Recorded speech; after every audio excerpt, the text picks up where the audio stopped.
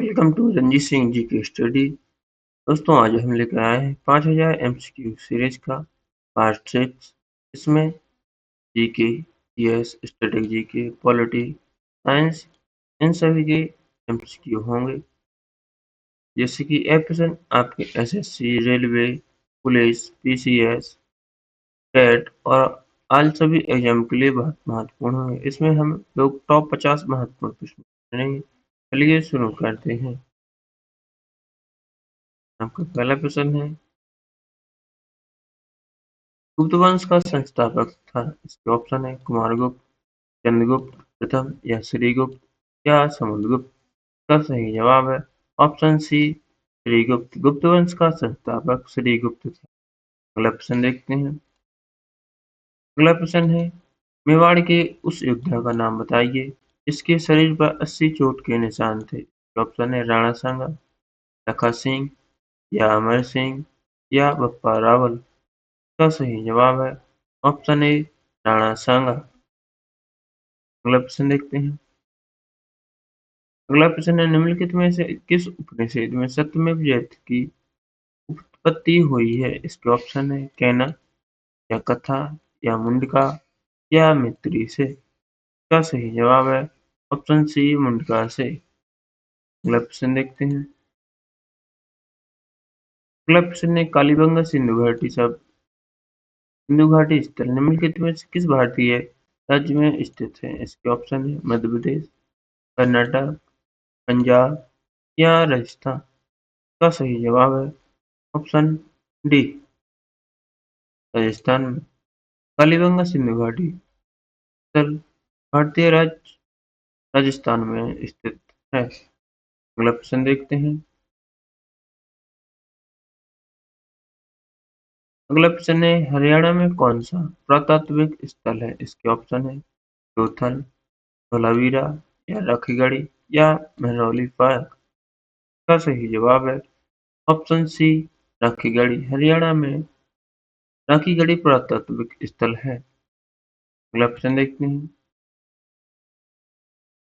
अगला प्रश्न है, किस धर्म के भिक्षुओं के लिए चैत्य और विहार का निर्माण किया गया था। इसके ऑप्शन है यहूदी धर्म, ईसाई धर्म, बौद्ध धर्म या हिंदू धर्म के लिए। इसका सही जवाब होगा ऑप्शन सी, बौद्ध धर्म के लिए। अगला प्रश्न देखते हैं। अगला प्रश्न है, रामचरितमानस के किसने लिखी थी। इसके ऑप्शन है तुलसीदास ने, वेदव्यास ने या कालिदास ने या पाणिनि ने। का सही जवाब है ऑप्शन ए, रामचरितमानस तुलसीदास ने लिखी थी। अगला प्रश्न देखते हैं। अगला प्रश्न है, संगम युग में तोलकपिपियम साहित्य की सबसे बड़ी रचना है। इसके ऑप्शन है तमिल है या तेलुगु, संस्कृत या कन्नड़। का सही जवाब है ऑप्शन ए, तमिल। अगला प्रश्न देखते हैं। अगला प्रश्न है, हरिश्चरित्र पुस्तक के लेखक कौन है। इसके ऑप्शन है कालिदास है या शूद्रक या बाणभट्ट या हॉल। का सही जवाब है ऑप्शन सी, हरिश्चरित्र पुस्तक के लेखक बाणभट्ट हैं। अगला प्रश्न देखते हैं। अगला प्रश्न है, वह पहला देश जिसमें भारत के बाहर बौद्ध धर्म प्रचार किया गया था। इसके ऑप्शन है जापान, चीन, दक्षिण कोरिया या श्रीलंका। इसका सही जवाब होगा ऑप्शन डी, श्रीलंका। अगला प्रश्न देखते हैं। अगला प्रश्न है, गुप्त वंश की स्थापना किसने की थी। के ऑप्शन है पुष्यमित्र शुंग ने या अग्निमित्र ने या वासुदेव शुंग ने या वसुमित्र शुंग ने। का सही जवाब है ऑप्शन ए, शुंग वंश की स्थापना पुष्यमित्र शुंग ने की थी। अगला प्रश्न देखते हैं। अगला प्रश्न है, संस्कृत में रामायण किसके द्वारा लिखी गई थी। संस्कृत में रामायण किसके द्वारा लिखी गई थी। ऑप्शन है वाल्मीकि, कबीर या तुलसीदास द्वारा या व्यास द्वारा। इसका सही जवाब होगा ऑप्शन ए, संस्कृत में रामायण वाल्मीकि द्वारा लिखी गई थी। दोस्तों, वीडियो पसंद आए तो वीडियो को लाइक और चैनल को सब्सक्राइब जरूर करें। अपने दोस्तों के साथ शेयर जरूर करें। अगला प्रश्न देखते हैं। अगला प्रश्न है मौर्य वंश का अंतिम राजा था। इसके ऑप्शन है बिंदुसार या दशरथ या धनानंद या बृहद्रथ। का सही जवाब है ऑप्शन डी बृहद्रथ। मौर्य वंश का अंतिम राजा बृहद्रथ था। अगला प्रश्न देखते हैं। अगला प्रश्न है गढ़ और निचला शहर शब्द किस शहर से जुड़े हैं? इसके ऑप्शन है हम्पी से या मगध से या हड़प्पा से या मथुरा से। का सही जवाब है ऑप्शन सी हड़प्पा से। गढ़ और निचला शहर शब्द हड़प्पा से जुड़े हुए हैं। अगला प्रश्न देखते हैं। अगला प्रश्न है बौद्ध धर्म में त्रिरत्न क्या दर्शाता है? इसके ऑप्शन है बुद्ध, धम्म और संघ। ऑप्शन बी सारनाथ, रुक्मिणी, बोधगया में। ऑप्शन सी प्यार, करुणा या दया। ऑप्शन सी में सत्य, अहिंसा या दया। का सही जवाब है ऑप्शन ए बौद्ध धर्म में त्रिरत्न में बुद्ध, धम्म और संघ दर्शाता है। अगला प्रश्न देखते हैं। अगला प्रश्न है मौर्य साम्राज्य की राजधानी क्या थी? इसके ऑप्शन है पाटलिपुत्र या वैशाली या इंद्रप्रस्थ या कुशीनगर। इसका सही जवाब है ऑप्शन ए पाटलिपुत्र मौर्य साम्राज्य की राजधानी थी। अगला प्रश्न देखते हैं। अगला प्रश्न है किस गुप्त शासक को भारत का नेपोलियन कहा जाता है? इसके ऑप्शन है रामगुप्त या श्रीगुप्त को या चंद्रगुप्त प्रथम को या समुद्रगुप्त को। का सही जवाब होगा ऑप्शन डी समुद्रगुप्त को भारत का नेपोलियन कहा जाता है। अगला प्रश्न देखते हैं। अगला प्रश्न है चीनी यात्री हेन सांग ने किस राजा के शासन के दौरान भारत का दौरा किया था? इसके ऑप्शन है पुलिकेशन या हर्षवर्धन या राजवर्धन या कीर्तिवर्धन। का सही जवाब है ऑप्शन बी हर्षवर्धन। अगला प्रश्न देखते हैं। अगला प्रश्न है को एशिया के प्रकाश के रूप में जाना जाता है। ऑप्शन है रूमी को या बुद्ध को या गांधी को या स्वामी विवेकानंद को। का सही जवाब है ऑप्शन बी बुद्ध को एशिया के प्रकाश के रूप में जाना जाता है। अगला प्रश्न देखते हैं। अगला प्रश्न निम्नलिखित में से अष्टाध्यायी किसके द्वारा रचित है? इसके ऑप्शन है कालिदास या वेदव्यास या चाणक्य द्वारा या पाणिनि द्वारा। का सही जवाब है ऑप्शन डी पाणिनि द्वारा अष्टाध्यायी रचित है। अगला प्रश्न देखते हैं।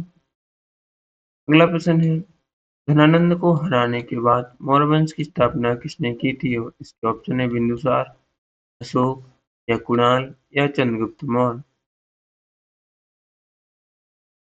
का सही जवाब है ऑप्शन डी चंद्रगुप्त मौर्य। अगला प्रश्न देखते हैं।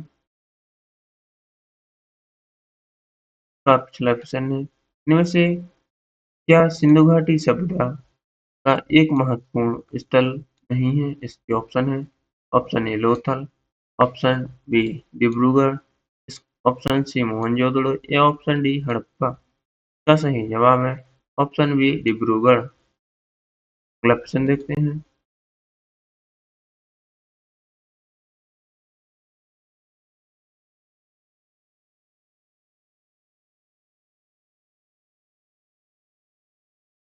अगला प्रश्न है हर्षवर्धन के दरबार का दौरा करने के बाद टी यू की पुस्तक किसने लिखी?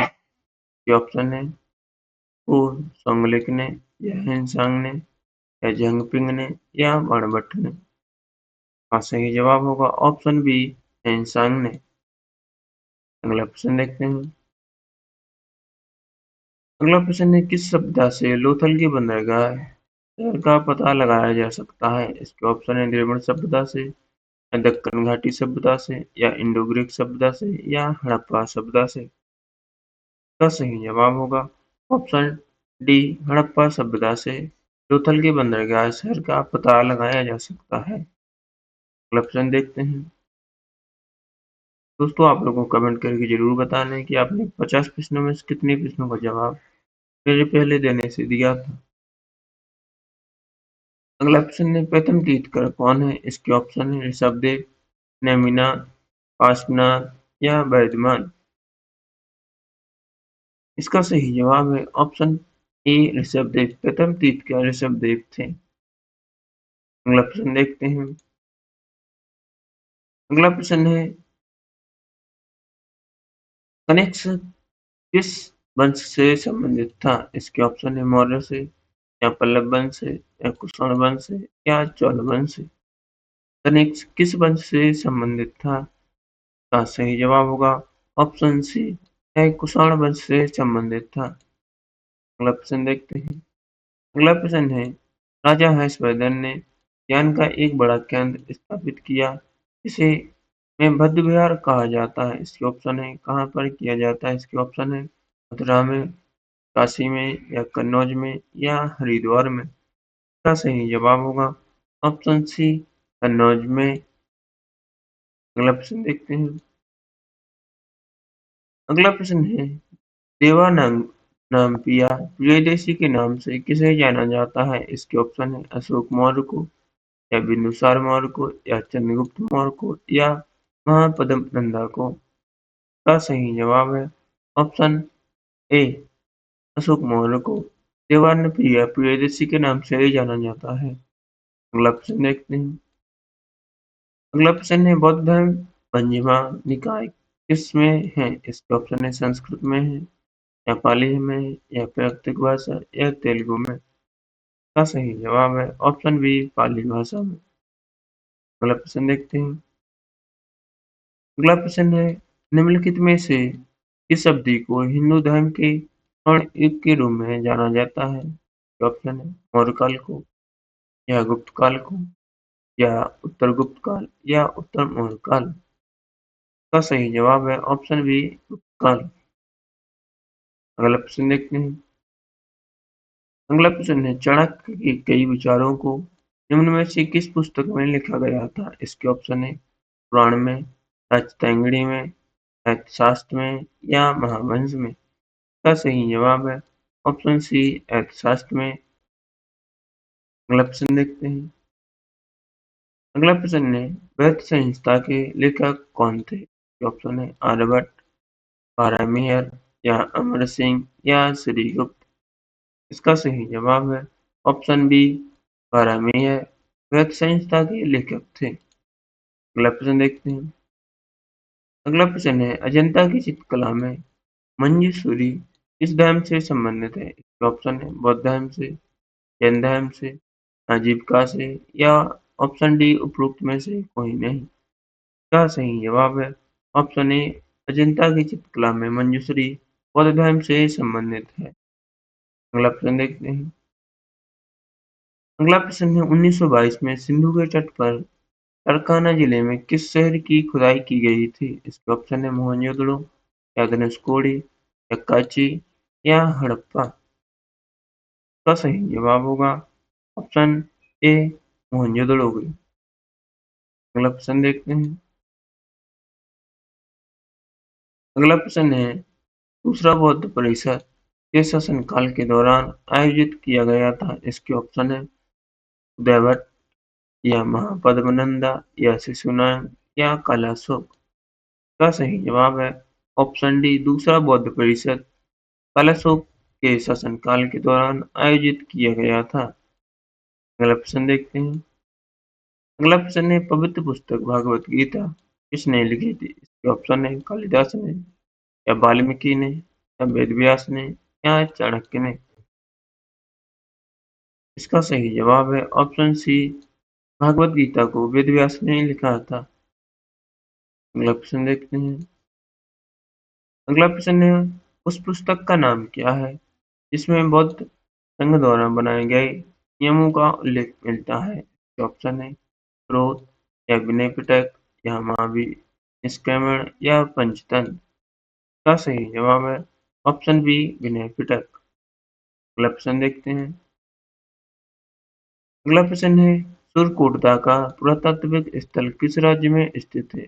ऑप्शन है गुजरात में, कर्नाटक में या राजस्थान में या हरियाणा में। का सही जवाब है ऑप्शन ए गुजरात में सुरकोटदा का पुरातात्विक स्थल स्थित है। अगला प्रश्न देखते हैं। अगला प्रश्न है कौन सा बोधि सत्र भगवान इंद्र की तरह वज्र धारण करता है। इसके ऑप्शन है मंजूश्री, मित्ती या वज्रपाणि या ऑप्शन डी अभिताभ। इसका सही जवाब है ऑप्शन सी वज्रपाणि। अगला प्रश्न देखते हैं। अगला प्रश्न है निम्नलिखित में से किस पुरातात्विक स्थल में दैत्य आवासों के प्रमाण हैं? इसके ऑप्शन है भुजहोम या मैहरगढ़ या राणापुंडई या पालमोर में। इसका सही जवाब है ऑप्शन ए भुजहोम में। अगला प्रश्न देखते हैं। निम्नलिखित में से क्या वेदांग नहीं है? इसके ऑप्शन है कल्प, निरुक्त या पूर्वमीमांसा या शिक्षा। इसका सही जवाब है ऑप्शन सी। निम्नलिखित में से क्या वेदांग नहीं है? इसमें से पूर्व मीमांसा नहीं है। प्रश्न देखते हैं। अगला प्रश्न है भारतीय में मैकियावेली किसे कहा जाता है? इसके ऑप्शन है कौटिल्य को, चाणक्य को या मेगास्थनीज को या चंद्रगुप्त मौर्य को। इसका सही जवाब है ऑप्शन ए कौटिल्य को भारतीय मैकियावेली कहा जाता है। अगला प्रश्न देखते हैं। अगला प्रश्न है 24वीं जयंती तीर्थंकर कौन थे? इसके ऑप्शन है ऋषभदेव, महावीर या पार्श्वनाथ या सुमतिनाथ। इसका सही जवाब होगा ऑप्शन बी 24वीं तीर्थंकर महावीर थे। अगला प्रश्न देखते हैं। अगला प्रश्न है सांख्य स्कूल ऑफ फिलोसफी की स्थापना किसके द्वारा की गई थी? इसके ऑप्शन है पतंजलि द्वारा, गौतम द्वारा या कुमारिला भट्ट द्वारा या कपिला द्वारा। का सही जवाब होगा ऑप्शन डी कपिला द्वारा। अगला प्रश्न देखते हैं। अगला प्रश्न है यूनानियों के लेखन में इसे सेंड्रोकोट्स कहा जाता है। इसके ऑप्शन है अशोक को, तुषार को या चंद्रगुप्त मौर्य को या कन्यानंद को। का सही जवाब है ऑप्शन सी चंद्रगुप्त मौर्य को। अगला प्रश्न देखते हैं। अगला प्रश्न है निम्नलिखित में से कौन सी पुस्तक हर्षवर्धन द्वारा नहीं लिखी गई थी? ये ऑप्शन है रत्नावली, नंगानंद या कादम्बरी या प्रियदर्शी। का सही जवाब है ऑप्शन सी कादम्बरी या हर्षवर्धन द्वारा नहीं लिखी गई थी। अगला प्रश्न देखते हैं। अगला प्रश्न है जातक कथाएं इनमें से किस संप्रदाय से जुड़ी हैं? इसके ऑप्शन है लिंगायत, बौद्ध या जैन धर्म या बौद्ध धर्म से। इसका सही जवाब है ऑप्शन डी बौद्ध धर्म से जातक कथाएं संबंधित हैं। अगला प्रश्न देखते हैं। अगला प्रश्न है मालविका अग्निमित्र किसके द्वारा लिखा गया था? इसके ऑप्शन है बाणभट्ट द्वारा, कबीर द्वारा या कालिदास द्वारा या सूरदास द्वारा। का सही जवाब है ऑप्शन सी मालविका अग्निमित्र कालिदास द्वारा लिखा गया था। अगला प्रश्न देखते हैं। अगला प्रश्न है निम्न में से किस देश से हड़प्पा के लोगों ने कोई व्यापार नहीं किया? इसके ऑप्शन है पर्शिया या अफगानिस्तान या ओमान या मंगोलिया। का सही जवाब है ऑप्शन डी। अगला प्रश्न देखते हैं। अगला प्रश्न है उस साम्राज्य का नाम बताइए जिसने सर्वप्रथम युद्ध में हाथियों का उपयोग किया था। इसके ऑप्शन है चंपा, मगध, कौशल या अवंती। का सही जवाब है ऑप्शन बी मगध। मगध में सर्वप्रथम युद्ध में हाथियों का उपयोग किया था। दोस्तों वीडियो पसंद आए तो वीडियो को लाइक करें, चैनल को सब्सक्राइब करें, अपने दोस्तों के साथ शेयर जरूर करें। आपको कमेंट करके जरूर बताना है कि आपने 50 प्रश्नों में से कितने प्रश्नों का जवाब सही दिया था। मिलते हैं अगले पार्ट में, जब तक के लिए धन्यवाद।